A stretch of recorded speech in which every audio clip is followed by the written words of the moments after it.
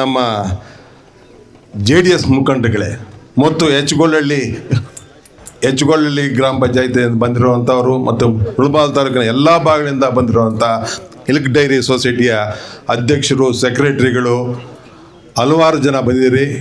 ಈ ದಿನ ಒಂದು ಮೆಚ್ಚುಗೆ ಕೆಲಸ ಹೇಳಬೇಕಂದ್ರೆ, ಮುಳಬಾಗಿಲು ತಾಲೂಕಿನಲ್ಲಿ ನಮ್ಮ ಸಮೃದ್ಧಿ ಮಂಜುನಾಥ್ ಅವರು MLA ಆದಮೇಲೆ, ಶಾಸಕರಾದ ಮೇಲೆ ಕೋಲಾರ ಜಿಲ್ಲೆಯಲ್ಲೂ ನಾನು ನೋಡ್ತಾ ಇದ್ದೀನಿ, ಯಾವ ತಾಲೂಕಲ್ಲೂ ಕಾಂಗ್ರೆಸ್ MLAಗಳಿರುವಂಥ ತಾಲೂಕಲ್ಲಿ ಕೂಡ ಇಷ್ಟು ಮಾತ್ರ ಅಭಿವೃದ್ಧಿ ಆಗಿಲ್ಲ.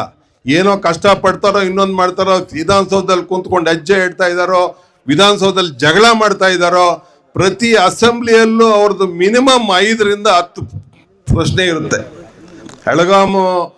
ಬೆಳಗಾಂ ಅಧಿವೇಶನದಲ್ಲೂ ಅವ್ರದ್ದು ಪ್ರಶ್ನೆ ಇತ್ತು, ಬೆಂಗಳೂರು ವಿಧಾನಸೌಧದಲ್ಲಿ ಆದಾಗ ಅಧಿವೇಶನದಲ್ಲೂ ಪ್ರಶ್ನೆ ಇತ್ತು.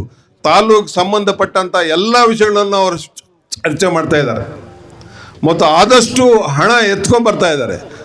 ನಮ್ಮಲ್ಲಿ ಮುಳಬಾಗಿಲಿಂದ ಕೆ.ಬೈಪಲ್ಲಿ ರಸ್ತೆಗೆ 12 ಕೋಟಿಯಲ್ಲಿ ಒಂದು ರಸ್ತೆ ಮಾಡೋಕ್ಕೆ ಕಾಮಗಾರಿ ಮಾಡಿದ್ದಾರೆ. ರಸ್ತೆ ಕಾಮಗಾರಿ ಸ್ಟಾರ್ಟ್ ಆಗಿದೆ. ತುಂಬ ಹಳ್ಳದಿಂದ ಬಿದ್ದಿತ್ತು. ತಾಲೂಕಲ್ಲಿ ಇದು ಒಂದೇ ಅಲ್ಲ, ಸುಮಾರು 70 ಕಿಲೋಮೀಟರ್ ರಸ್ತೆಯನ್ನು ತೊಗೊಂಡ್ಬಂದಿದ್ದಾರೆ ಸೆಂಟ್ರಲ್ ಗೌರ್ಮೆಂಟಿಂದ ಕೂಡ. ಕುಮಾರಣ್ಣವ್ರ ಆಶೀರ್ವಾದದಿಂದ ಸುಮಾರು ಕೆಲಸಗಳಲ್ಲಿ ತೊಗೊಂಡ್ಬರ್ತಾ ಇದ್ದಾರೆ.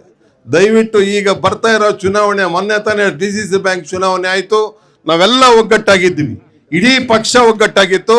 ಇಡೀ ಪಕ್ಷ ಒಗ್ಗಟ್ಟಾಗಿರೋ ಪ್ರತಿಫಲನೆ ನಮ್ಮ ರಘುಪತ್ ರೆಡ್ಡಿ ಅವರು ಈ ದಿನ ನಿಮ್ಮ ಮುಂದೆ DCC ಬ್ಯಾಂಕ್ ಡೈರೆಕ್ಟರ್ ಆಗಕ್ಕೆ ಕಾರಣ ಆಯಿತು. ಈಗಲೂ ಅಷ್ಟೇ, ನಾವು ಈಗ ಯೂನಿಯನ್ ಎಲೆಕ್ಷನಲ್ಲಿ ನಮ್ಮ ಪೂರ್ವಕ್ಕೆ ನಾಗರಾಜಣ್ಣವರಾಗಿರ್ಬೋದು, ಪಶ್ಚಿಮಕ್ಕೆ ನಮ್ಮ ಶ್ಯಾಮೇಗೌಡರಾಗಿರ್ಬೋದು, ಇಬ್ಬರು ನಾವು ಗಂಟಾಘೋಷವಾಗಿ ಹಗಲು ರಾತ್ರಿ ದುಡಿದು ಕೆಲಸ ಮಾಡಿಕೊಂಡು ಗೆಲ್ಸ್ಕೊಂಡ್ಬಂದು ಇಡೀ ತಾಲೂಕಿನಲ್ಲಿ ಕ್ಷೀರ ಅಭಿವೃದ್ಧಿ ಯಾವ ಥರ ಮಾಡಬೇಕು ಅಂತ ತೋರಿಸ್ಕೊಡ್ಬೇಕು ಅಂತ ಹೇಳ್ತಾ ನಿಮ್ಮಲ್ಲಿ ಮತ್ತೆ ಇನ್ನೊಂದ್ಸತಿ ಮನವಿ ಮಾಡ್ತಾ, ಎಲ್ಲರೂ ಇದಕ್ಕೆ ಸಹಕರಿಸಬೇಕು. ಎಲ್ಲ ಮುಖಂಡರು, ಎಲ್ಲ ನಮ್ಮ ಅಧ್ಯಕ್ಷರುಗಳು ಎಲ್ಲ ಸಹಕರಿಸಿ ನಾವು ಗೆಲ್ಸ್ಕೊಂಬರೋಣ.